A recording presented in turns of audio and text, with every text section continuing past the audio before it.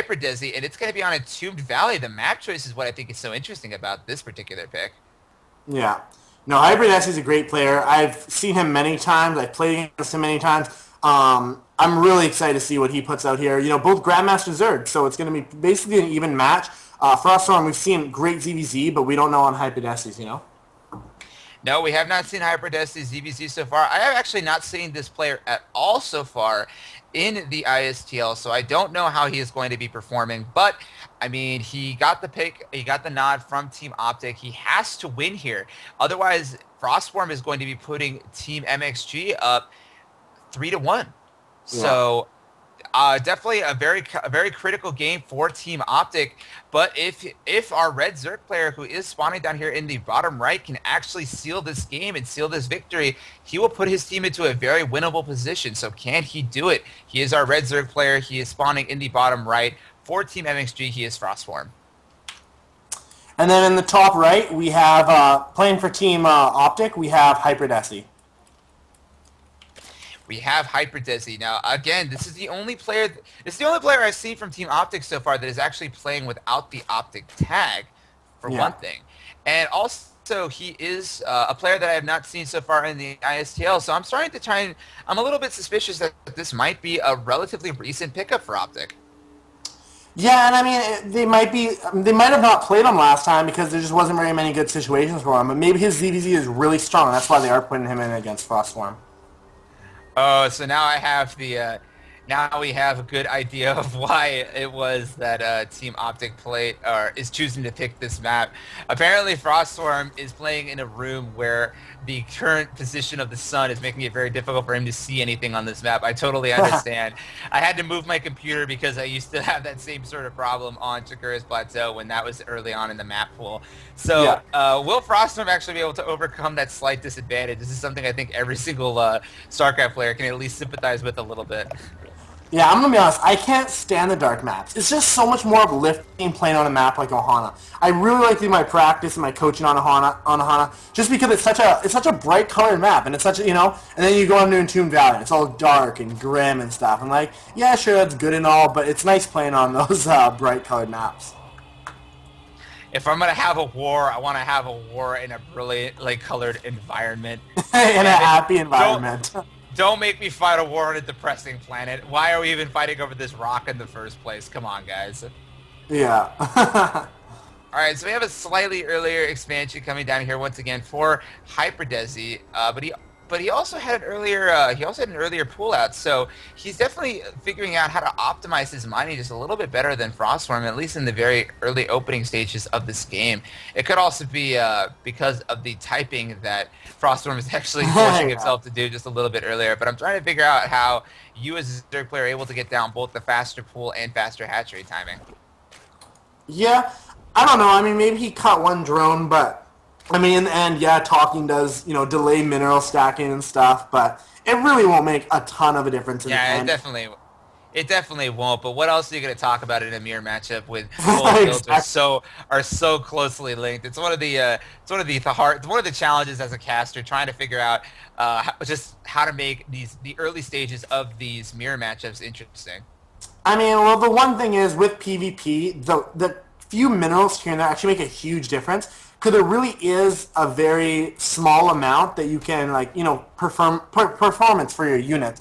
Where Zerg versus Zerg, you get those big Baneling hits, you get really nice links rounds, etc. Where in PvP, it really ends up just coming down to who has that extra stalker, who has that extra zealot.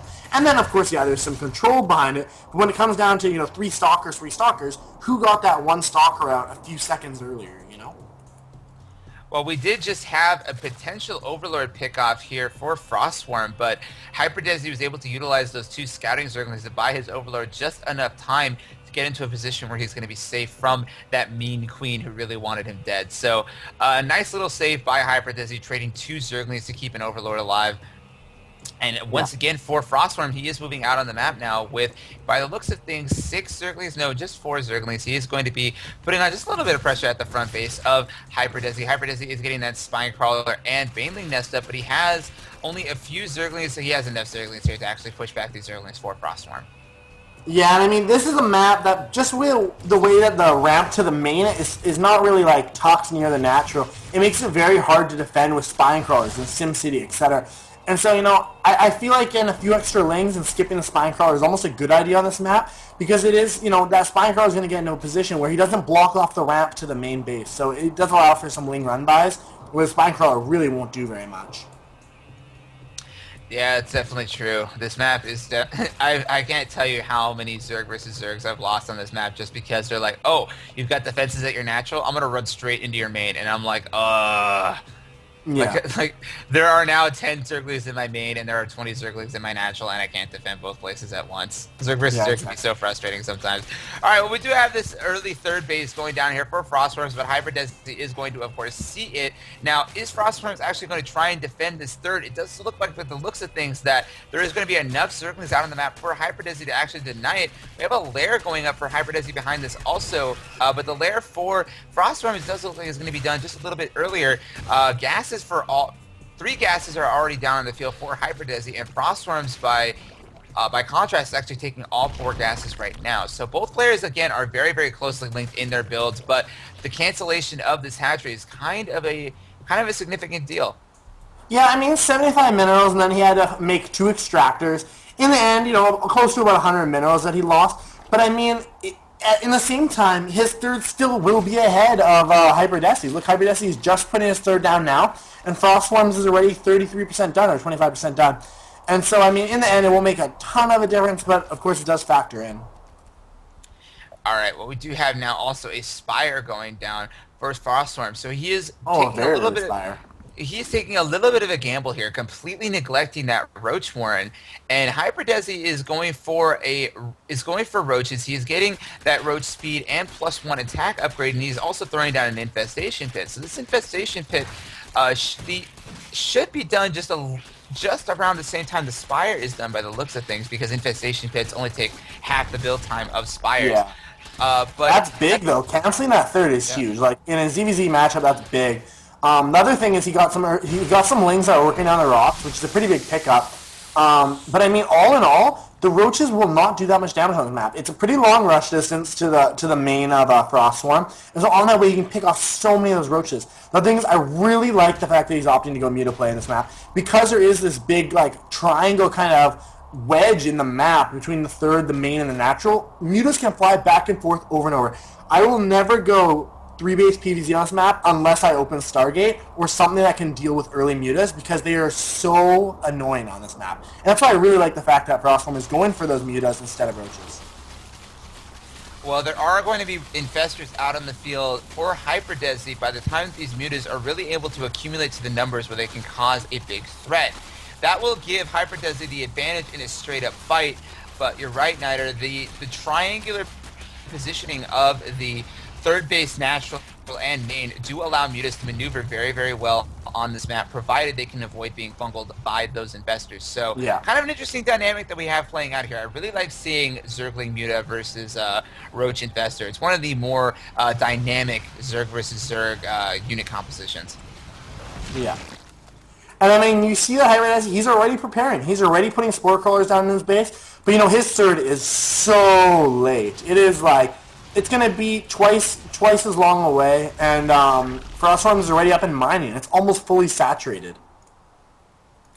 Yeah, whereas Hyperdesi is going to have a slight advantage in a straight-up army engagement. Frostswarm has complete control over the map right now. It is going to be so difficult for Hyperdesi to actually move out on the map, and it's going to be nearly impossible for him to actually put any real pressure on the expansions of Frostswarm. So behind all of this, Frostswarm is actually going to be going for that Roach transition. He should be throwing down an Infestation Pit also on top of this. So this is a really good position for Frostswarm. I really like the way that he's been playing ZVZ today. Oh, this is beautiful. I love this. I love in ZVZ people who very undercommit to the muta. They'll get, 6, 7, 8 mutas out. Oh, just no, to, though. those Frostswarm fungus wasn't... hurt. Those fungus hurt, but the wasn't damage has been done. Yeah. The damage has been done. His third is up and mining. He's going to pump out so many roaches. And what is Hyperdesi going to do? Okay, he has 6 infestors with no energy because they just used it all to kill the mutas. I mean, in the end, mutas in an engagement really don't do any damage anyways. I know that, Niter, and I totally agree with you about that. But at the same time, you don't want to throw away Oh no, 9 of course. mutalisks for absolutely nothing. But here we Yeah. go. We do have another engagement over here at the outside of the natural base for Hyperdesi. There is a good amount of Zerglings that were already here, but the upgrades for Hyperdesi were good enough that he was able to actually just completely muscle through that Roach Yeah. Zergling force of Frostswarm. And now Frostswarm's in a little bit of trouble. He does have 11 Roaches now in production. But he's going to be losing a lot of those Roaches as they try to make their way home. Hyperdesi does, of course, have Roach Speed, and I think Roach Speed is just now finishing for Frostswarm. He is trying to establish himself in a defensive posture at the third base of him, and now he does have the Superior Concave, so he's going to be forcing Frostswarm out, or Hyperdesi out, excuse me. And it does look like both players are going to be stabilizing just a little bit, but now the third base, which has been so delayed by the presence of those Mutalisks, is really going to be playing such a huge factor at this point. Yeah, I mean, there's still one Mutalist alive harassing that third base. I mean, doing very little damage, but now almost it's just a scouting tool. It's a fairly cheap scouting tool. 100 minerals, 100 gas, but it's very, very fast. All right, well, this is the one thing about Entombed Valley, folks. It is so difficult to actually assault into either base because of the presence of those two ramps.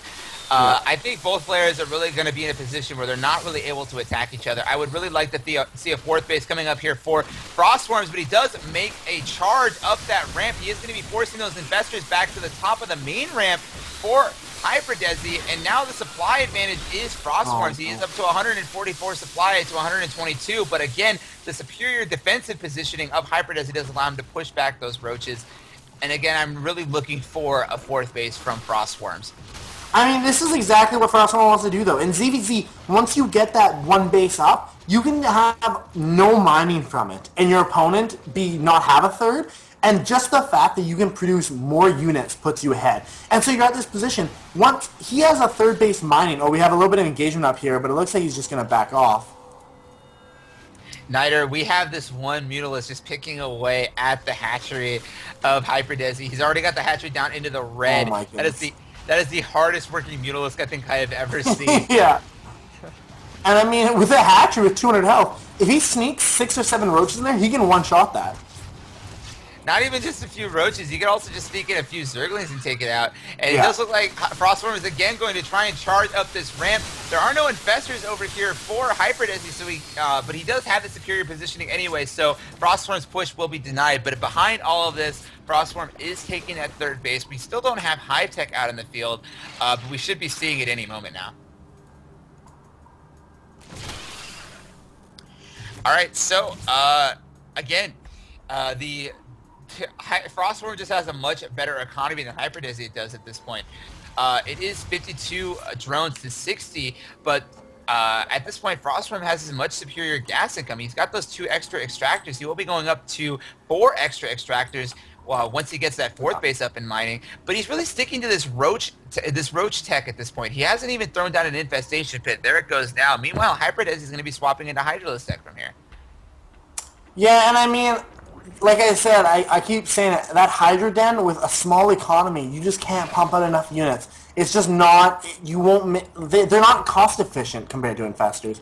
And with a smaller economy, I just don't feel like Hydras are the right choice. I feel like he should just continue the infestor production and keep making roaches, Well, he is going to be going for a little bit of a risky move here, taking that fourth base of his own, knowing that he's already behind in the economy game. He has to take these sorts of risks. But now both players are going to be maxing out. And the infestor count for Hyperdesi is going to give him a superior unit composition, but Frostswarm has the superior upgrades as well as the superior economy. Oh, no, excuse me, the upgrades are relatively even, 1-1 versus 2-0. The position is going to be a little bit better for Frostswarms in this engagement, but Fungal Growth is going to be making a big difference here also. And it does look like superior positioning for Frostswarm is going to allow him to actually come away with this rather cost efficiently, but I do think that Hyperdesi will be able to muscle through this first wave of roaches, but 26 roaches are in production for Frostswarms behind this. Yeah. Well, I mean, in the end, when you have a max army of roaches against a max army of roach infestor, it doesn't matter how good your concave is, it's going to be a very tough fight to win. and the +2 attack upgrades didn't help for Frostswarms either. So now Hyperdesi has his first real opportunity of this game to press this advantage. He's going to be going straight for the 4th base, but again, a superior concave for Frostswarms is going to allow him to catch a lot of these roaches in a bad position. And where are the infestors for Hyperdesi? They are not anywhere near the fight. He really needs those infestors. Those are the one big advantage that Hyperdesi has right now, and that advantage is going to be taken away shortly as the first infestors for Frostswarm are going to be entering the field. Yeah. And I mean, you know, Frostswarm, he still does have the drone advantage, which does help a lot. His main, surprisingly, actually, isn't nearly as mined out as Hyperdesi's. I find that actually kind of surprising. And but Hyperdesi's sword is very undersaturated, you know. His main has almost nothing mining left in it, so it looks like he is ahead of it in drones right now since his fourth base is saturated, but really he is actually still behind. I mean, I think at this point, Hyperdesi was forced to mine with a relatively high drone count on only 2 bases. So because of that, he wasn't able to spread his drones out to his 3rd base the same way that Frostswarm was able to earlier. So that is going to mine your 3rd base out a little bit sooner. And that advantage that Hyperdesi had before with those infestors is now gone. It's now going to be Roach Hydralisk Infestor versus just straight Roach Infestor. Are these Hydralisks going to be able to overcome the difference in supply? We're going to have to see. Hydralisks do scale very, very well with missile upgrades, and now the defensive positioning for Hyperdesi is going to be much better than his opponents, but a good fungal growth does go down on a lot of the Hydralisks, but a better fungal growth does land on all of the roaches of Frostswarm. These Hydralisks are doing a ton of damage. Look at those roaches just fall. Oh, Hydras are so strong, man. Look you know, with at that. Infestor... Oh, yeah. But I mean, in the end, Hyperdesi still does... I mean, Frostswarm still does have that drone lead, so he is able to pump out a few more units, even if he isn't being cost efficient. But at this point, also, Hyperdesi is not sending down the infestors to follow that attack up. They're going to sit back and accumulate energy in the main base. Hyperdesi is going to be saturating his 4th base behind all of this pressure that he's going to be putting on. But is he going to be able to actually compete with the straight economy of Frostswarm without those infestors? I don't think so. These infestors are getting, or these roaches are getting into the minimum range of these Hydralisks. They are going to be able to start focusing them down one by one. And this is a bit of an overextension by Hyperdesi. Without those infestors to really hold those roaches in place, these roaches are going to be able to overcome the range advantage that the Hydralisks have, and now those Hydralisks are not going to be able to make it back to the main base. I mean, that overcommitment might have just lost him the game. He was in really good shape. Now this overcommitment, you know, from Hyperdesi made him lose most of his Hydralisks and a lot of his roaches. So now Frostswarm is suddenly in such an aggressive position. The infestors don't have energy to fungal, so they're being forced to throw out infested Terrans. And Frostswarm just pulls back, and he just wasted all the energy in the infestors. I mean, Hyperdesi had won that in previous engagement rather convincingly, if I might add. But that attack that he went through right now cost him to lose a lot of his army advantage, so that now Frostswarm is up to 171 supply. Hyperdesi is sitting at only 146. A lot of roaches are now in production, but Frostswarm's been sitting on the superior economy like for the majority of this game. His upgrades are now ahead of his opponents. He's at 2-2. Meanwhile, the +2 card pace for Hyperdesi has not finished yet. This engagement is going to be going better for Frostswarms, I feel. And now with the superior infestor count also on the field, I feel like this is going to be an engagement that I don't think Hyperdesi can actually win. Hydralisks or no Hydralisks, there are just too many infestors out on the field for Frostswarm, and he's going to be able to reinforce this army so much easier than Hyperdesi can. Yeah, and I really like the fact that that Frostswarm isn't getting over greedy. He isn't throwing out infested Terrans to try and seal a deal. He's keeping all the infestors back there. He's not using fungals if he doesn't have to. He realizes he's winning the fight without the fungals, so he's not going to waste them. Here we go. Here we go again. The drones have been pulled. The drones are being fungled. There's a lot of drones that are going to be going down behind this. Hyperdesi just doesn't have the combat units he realistically needs to hold back this army from Frostswarm. A lot of infested Terrans are being thrown down. These infested Terrans do have full upgrades, so they're going to be very cost efficient even against the roach count of Hyperdesi. And Hyperdesi down to 55 supply. He calls GG. Frostswarm putting Team MxG up 3-1 in this best of 7 series. He's looking so strong in Zerg versus Zerg. Yeah, no, these are some. I mean, Frostswarm ZVZ right now is so solid, and that game was going back and forth the entire game. At first, I was like, you know what, Frostswarm's really had from the Mutaplay, and then suddenly Hyperdesi had amazing fungals and really turned the game back around. I really feel the the fact that Frostswarm always had 10 more drones, that is why he was able to do those super in cost efficient engagements. But then in the end, Hyperdesi did overextend with that Roach Hydra, and he lost at least 10 Hydras for free.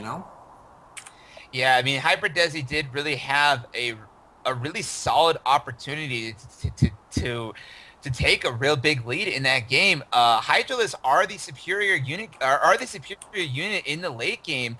If you're going to be sticking on lair tech, and Hyperdesi had the Hydralisk count, but he just didn't have the infestors to support them. Hydralisks are really, whereas roaches are a good unit and they're a nice infestors are a nice complement to them.